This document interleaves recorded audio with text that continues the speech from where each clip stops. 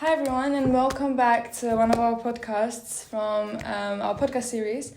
Today we have Dr. Agnieszka here with us. She agreed to have a little podcast with us. We'll just talk about internship, employability, because we know Agnieszka is really passionate about these type of things. And we'll just start with the questions. Hi Agnieszka, how are you today? I'm very well, thank you. Very nice to see you. Yeah, nice to see you as well. Thank you for agreeing to do this with us today. So I will just go straight away to the questions. What inspired you to go into academia, especially in business and accounting? I think a lot of people want to hear about this. I was always passionate about numbers, and my grandfather that I never met was a great mathematician. Okay. But when I decided, I was very stubborn because I knew I want to study business. And at the time I did my degree in Poland. It was 5 years of masters. We didn't have bachelors. And I selected finance and banking because it was very upcoming and very popular. But when I was in year 2, at the end of year 2, I wanted to switch. Okay. Because in my first and second year, I had accounting courses and I really liked it. I treated it a little bit like a puzzle. Really? Okay, what will come at the end? Okay.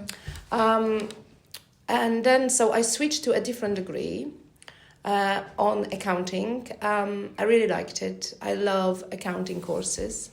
And then I always thought I will be an auditor, or I will work with the big companies like, EY, KPMG. I did a gap year after I finished my degree. And then I remember meeting one of my colleagues, and he was working for EY.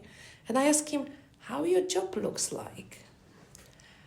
And he said, I leave my house on Sunday night, I take my bags, do the audit somewhere around Poland or around the world, and then I come back on Friday night or Saturday morning. And I said, okay, is it every week like this? He said, yeah, pretty much. And I thought, okay, I am not sure if that's for me, because it's very restrictive. I felt that you work with the company, you spend time with your colleagues, you go to the gym with your colleagues, you have a dinner with your colleagues. So for me, freedom is one of my priorities in life, flexibility, freedom, and it didn't give me that. And then my old professor approached me and asked if I would like to start teaching at the university and do my PhD. I wasn't sure, but I said, okay, I will give it a go. And it worked. I liked the flexibility. I liked that there was changes. So every semester nearly I had a different types of students. But what I really like is that I could see the progress. So I could see really impact. Because when you work for a large organization, you don't always see the impact because it's so huge. But in here, it's really showed me that I am able to make an impact. And I was applying for various research programs, and I wasn't successful. Maybe it was because I was a female, and at the time it was more male-dominated.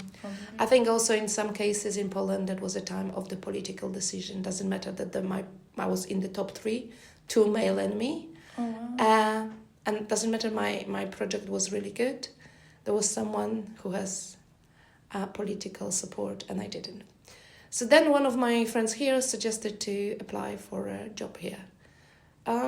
Just to see how it is to teach in a different country, how it is to teach in English. And I thought I will only be here for a year. It's 21 years now. And I think what I like about my job the most is the personal tutoring, because I really can see the impact over the 3 years. Which I think no other job will give me that view. 3 or 4 if someone goes on placement. And also, for me, the most exciting is day 1, when students arrive, and then the graduation, when I can see them succeeding. If they secure a job before the graduation, for me it's amazing. And also seeing their parents really proud. So that's what makes my job special. It may not pay as much as in the city or in the Big 4, but the reward is the achievement of my students. I think you even feel the personal growth when you see how many students you've helped and how many students are succeeding. And I think as a teacher that is so rewarding. Even like, I don't know, when I see you guys, especially teachers, and I see how proud you are, it makes us as students even more proud of ourselves, if that makes sense. I think also when I see that I made a difference is when alumni come back and say, I want to contribute. Because a lot of alumni that I invite, they come because they know the impact I had on them, and they actually offer. I have a lot of offers of alumni coming for online sessions, for on-campus sessions, or who wants to mentor. Or like 2 weeks ago, I had my alumni from 10 years ago. She just invited me for dinner here in Greenwich to talk about her career, to talk about how she progressed, to discuss what she wants to do next. And she said, I'm happy to come back.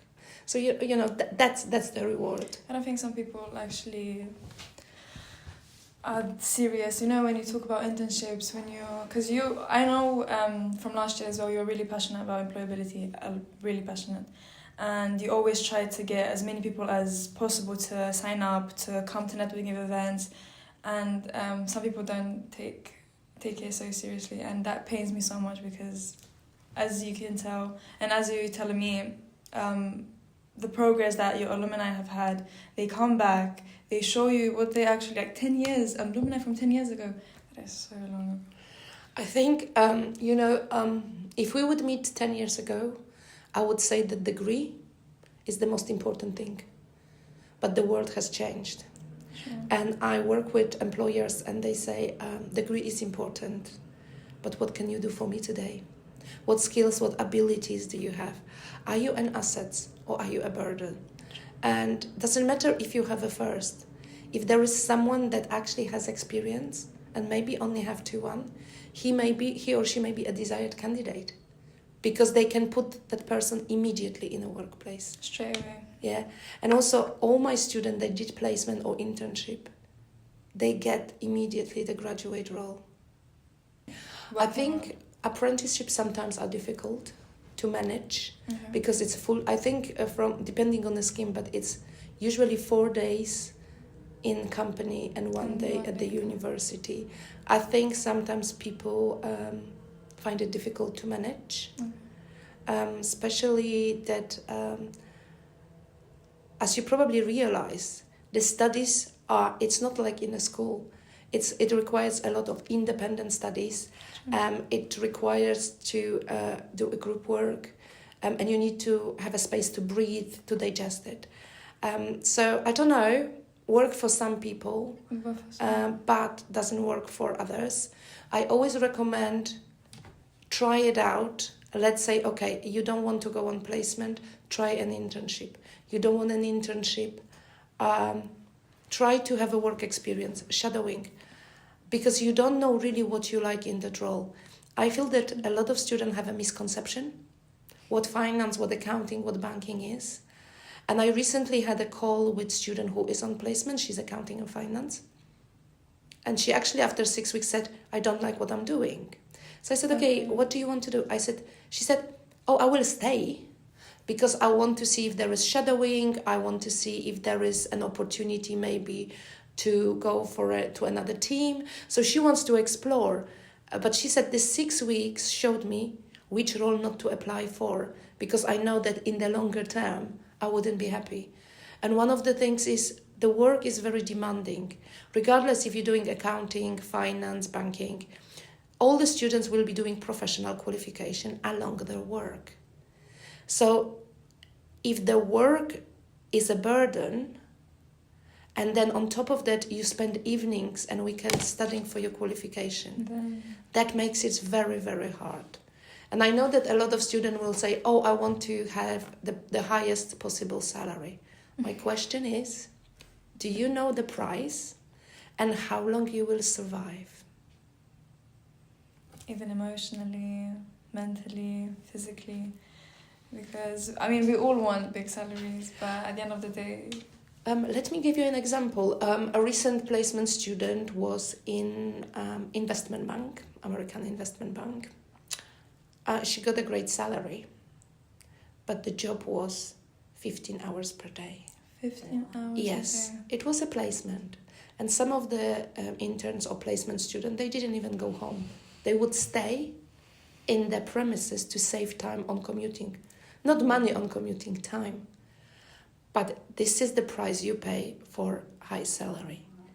What the people don't understand also, if you go to really top quality companies, they very often have their businesses in Asia or in America. Mm-hmm. So it's not that you come for 9 o'clock. Sometimes you are at 6 because Asian markets are already working. Yeah. And then sometimes you may need to stay late because as the day pass here, America only opens. So, I will support the passions of my students, but I also want them to have a reality check. Is this for you? Because if you want more life balance, some of these companies can be too much for you, where there are other roles actually that are more balanced. And maybe not at the beginning, you don't get that big paycheck. But after you progress, you have a better salary, but you also have a quality life. So it depends what you want. And I also saw students who came with this, I want to do a CCA, I want to be a financial accountant. Mm-hmm. And as they did different experiences, inside days, they realized actually, okay, that's not what I want. And then we have one alumni, she works now for Microsoft, implementing accounting software for the big companies. Oh, wow. And she graduated, she did a placement in IBM, then she had a really, and then she had a really good career, she had a graduate offer with IBM. She didn't go for it. She preferred a smaller company when there are more challenges. But her choices actually led her to a fantastic role when she's a consultant. And she's thrive and she's happy. And, and she comes back to campus to show how system works. So I think, that's amazing that you find that passion. Because even if the job is hard, the passion helps you to go through it. You teach undergraduate modules, postgraduate modules. You have so many responsibilities from employability services to personal tutoring. How do you manage, or what's your secret? How do you manage all of these things? Because it's a lot. It's many responsibilities for one person. I would say that I am very organized and logistic. And I did a Gallup test on talents. And I'm also planning to become a Gallup coach, because I believe that we should build on our strengths, mm-hmm. and we should build on what we have talent for. There is no point of someone being, let's say, a tax advisor, if I can see that this person struggles with attention to details, because it will be a fight. But I could see that, for example, that person is a very outgoing and can speak. Mm-hmm. So that person can have a potential to be actually a consultant or financial advisors. So I have the ability to organize myself, to prioritize. I also very often plan ahead, but I give myself like a space just if something doesn't go according to the plan, because that's always happens. I think also because I really like what I do. When I go to a lecture theatre, I really want to see the potential and I really want to advise and give good advice. As you probably know, I can be also tough. Yes. Because I want my student to respect me and me to respect them, but also to respect their mates, their colleagues, their friends. And I think because we are so bombarded with such a volume of information, at the moment that's very difficult. To take it all in. Yes, but also I think there is a problem with attention span. I know it for myself. In the past, I would do 3 things at the same time. I still do sometimes. But if I want to be efficient, I lock myself in my office, at home. Facebook is off, Teams is off, and I just focus. And really then I can progress. There are companies when you're not allowed to take your phone to the office. Yes, it's very often for safety and security and also efficiency. There are some psychological research that if you put your phone next to your laptop and you're working, unintentionally, you will be checking. Oh, do I have a message? That happened to me so many times at home. Yeah. And I just throw it on my bed, turn it off, throw it away, and stayed on my desk. It is, I think, IT hygiene, to build IT hygiene. So I have 1 day a week when I don't go to the internet at all, unless I'm traveling. I can't See, we need to do this as well. Yeah. So I do it for myself. It's changed depending on my schedule, unless I'm traveling, because then I would like to use my auto map. Yes. But I try to have like a mindful day. I also try, I'm not always successful, to about 2 hours before I go to bed, not to touch the internet. Again, I learned it hard way, because if I have a lot, it has negative impact on my nervous system, and I can be unpleasant to students because it's just too much. It's just too overwhelming. So I would say, whatever works for you, go for a run, go dancing, singing, meeting with friends, but put your phone into your bag. I think the most scary thing that I see is people going for a dinner or lunch, and each of them is in their phone.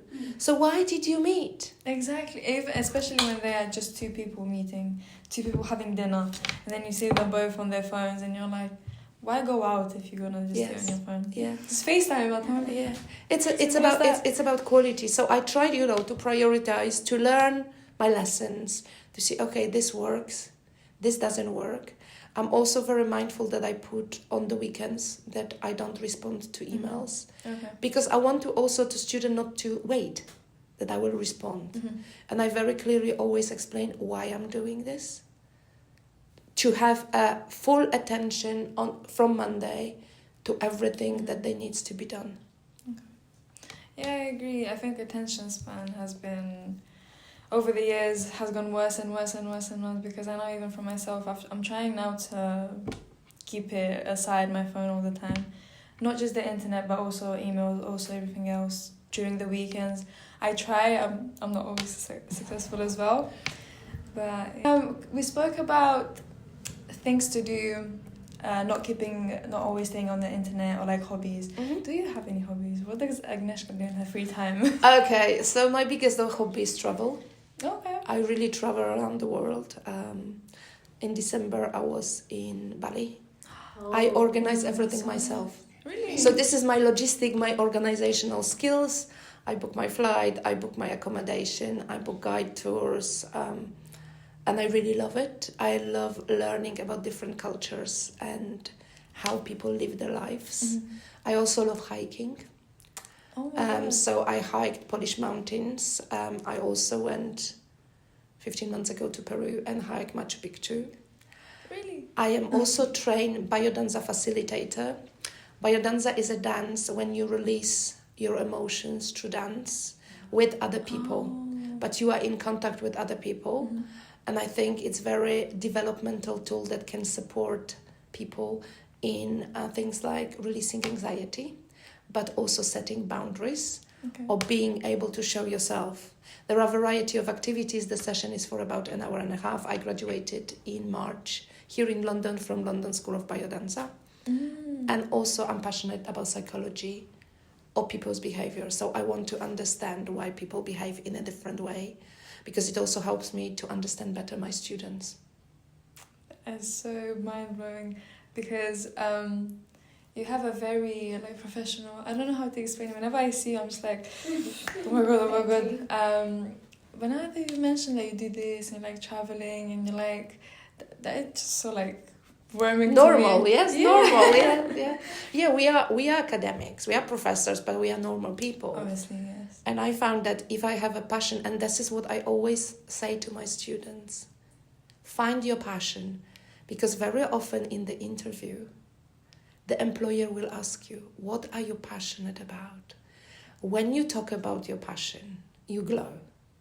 When I ask you when I ask you specific topic on accounting, finance, banking, Okay. You're not glowing. But it is not the same. And also having a balance. You can't work 15 hours or 10 hours per day, every week, because you will burn. And it's not the quality of life. So I always say to my students, find your passion, find your balance. I think students very often are worried that something may look stupid. There are no stupid hobbies. Some people are passionate about football, like a lot of my students.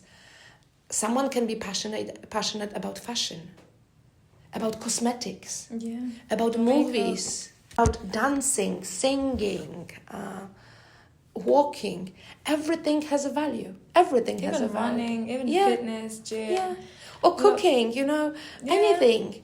But if you have that passion, it will allow you to release your stress, and it will give you something nice to do.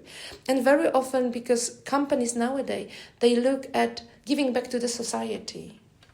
So they ask you, so they can see, okay, where he or she would fit with the activities we're doing. And I also feel that very often my students undermined what they've done. So they would say, oh, I only work with McDonald's. Sorry, McDonald's is amazing. Working under the pressure, communication, quality, high standards, brilliant. Oh, I only help with my siblings. I said, great. It means you have mentoring skills. If the company would like to go back to schools and do activities, you have the skill set that they need. Yeah. So never, guys, never undermine what you do. My advice would be, take a piece of paper, write everything that you've done since the age of 12, write it down, and have a look what skills did you develop. Because you're not seeing what you've developed. And I can't say until you tell me. And never undermine if you volunteer, if you help your family, if you help with your siblings, with elderly, or even like with friends. Some students help others to learn, yes? Explaining them, I don't know, T accounts, management accounting, some law. This is skills. This is skills. It means you can transfer knowledge to others. So always have a look and always be proud. Don't be modest. Modest people don't get jobs. If there would be one takeaway that our students watching this interview would have to take from our talk today, what would it be? Just one main key takeaway. I would say take every opportunity because they don't come back. So if like you from the society organize something, grab it. Sign for the workshop, sign for the event, because you never know who you will meet there and how this person can impact on your future career. And how will you go from there? What connections you build up? Yes, but also very often students say, oh, I need to finish my study first, then I will think about it. Then it will be too late. Because you're not competing only with people sitting in your room, in your class, in your lecture theatre. You're competing with hundreds of thousands of students coming from different universities with different background and different skills. So if you're on campus and you have a gap, go and join the society, go to student union, have a look what's available. Maybe employability team is running an online workshop. You don't have to go sometimes physically, but it's there. It won't come again, and all this will help you to be successful. So take the opportunity. And I know that you as a society run a lot of activities. There are also additional activities. Okay, you don't want accounting society. There may be, I know that there is a gaming society, there is finance society, and there are some national. So I think there is like Korean society or Japanese society or Hindu society. So there is a lot. And all these people is your network that can be helpful in the future. And the last thing I would say is talk to everyone about your passion, about your career. Because if people around you, like family, friends, don't know that you're looking for mentoring opportunity, shadowing opportunity, work experience, they will never pass this opportunity to you, even if it arises, because they don't know. There is nothing wrong about talking about yourself and about your passion.